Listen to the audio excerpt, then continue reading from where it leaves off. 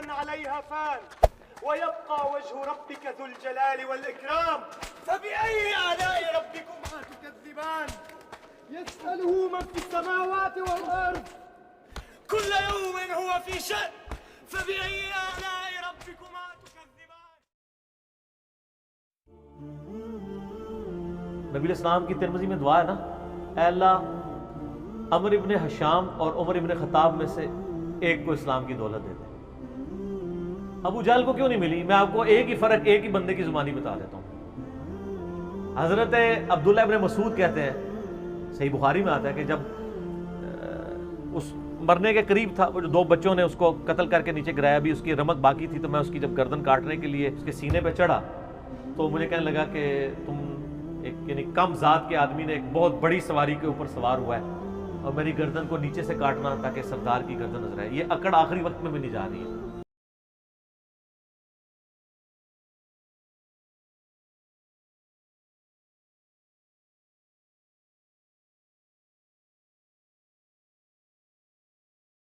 ارتقيت مرتقا صعبا يا رويعي الغنم.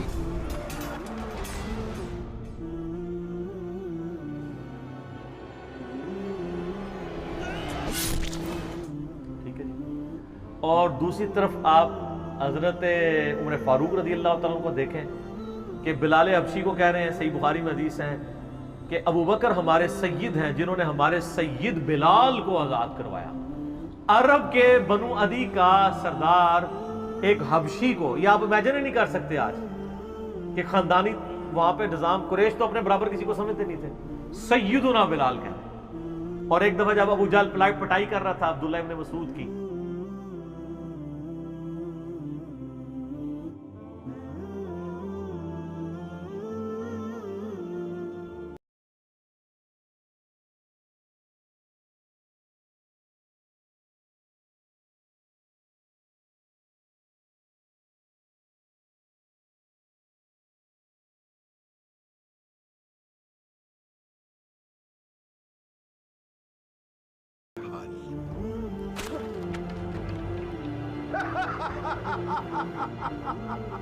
تو اب وہ نیچے گرے پڑے ہوئے ہیں. حضرت عمر وہاں سے گزر رہے ہوتے ہیں، ابھی اسلام نہیں قبول کیا.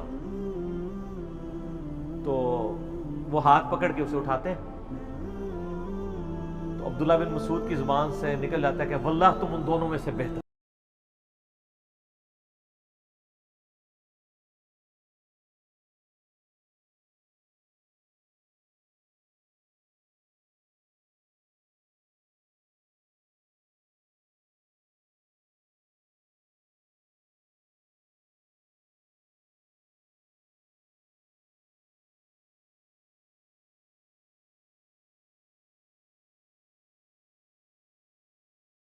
جو نبی علیہ السلام نے دو مانگے ہیں نا، ان میں سے تم بہتر ہو. یعنی عاجزی ہے، یعنی ہے کافروں کی پارٹی میں اور میرے ساتھ بھی اس نے سلوک کر رہے تھے اور وہی ہوا، اللہ تعالیٰ نے قبول کر لیا. علقمہ تابعی کہتے ہیں کہ میں کوفے سے سفر کر کے شام گیا، اور شام میں اس لیے گیا کہ وہاں پہ کچھ اصحاب رسول سے ملاقات کروں، خود تابعی تھے. تو کہتے ہیں میں مسجد میں گیا، صحیح بخاری کے الفاظ ہیں، کہتے ہیں میں نے مسجد میں 2 رکعتیں ادا کی اور اس کے بعد اللہ سے دعا کی کہ اللہ اپنے کسی نیک بندے سے میری ملاقات کروا دے. تو کہتے ہیں جیسے ہی میں دعا سے فارغ ہوا تو میں نے دیکھا کہ ایک شخصیت مسجد میں داخل ہوئی ہے، بڑی وجاہت والی. میں نے لوگوں سے پوچھا یہ کون ہے؟ تو بتایا گیا یہ ابو درداء ہیں رضی اللہ تعالیٰ، اصحاب صفہ میں سے، درویش ترین صحابہ میں سے. 2 نبی الاسلام کے صحابہ بڑے لاڈلے اور درویش اصحاب تھے، ابو درداء اور ابن مسعود رضی اللہ عنہما وعلیہم السلام. اسی لیے دیکھیں سیدنا عمر نے جب رومن امپائر گری ہے نا تو وہاں کا چیف جسٹس لگایا ہے ابو درداء کو، اور پرشین امپائر جب گری تو اس کا چیف جسٹس لگایا ابن مسعود کو. تو انہوں نے کہا حضرت میں نے تو ابھی بھی اللہ سے دعا کی تھی کہ کسی نیک بندے سے ملاقات ہو، میری دعا قبول ہو گئی، ابو درداء سے میری ملاقات ہو رہی ہے. ابو درداء رضی اللہ تعالیٰ نے فرمایا کدھر سے آئے ہو؟ کہا میں کوفہ سے. صحیح بخاری کے الفاظ ہیں، سیدنا ابو درداء کہتے ہیں کہ یار وہ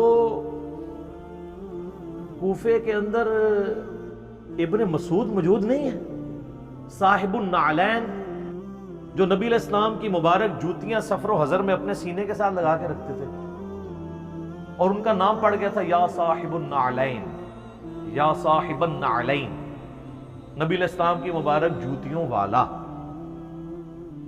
تو انہوں نے کہا ہاں ہے۔ پھر انہوں نے کہا یار وہاں پر نبی علیہ السلام کے رازدار حذیفہ ابن یمان موجود نہیں ہے؟ انہوں نے کہا ہاں ہے۔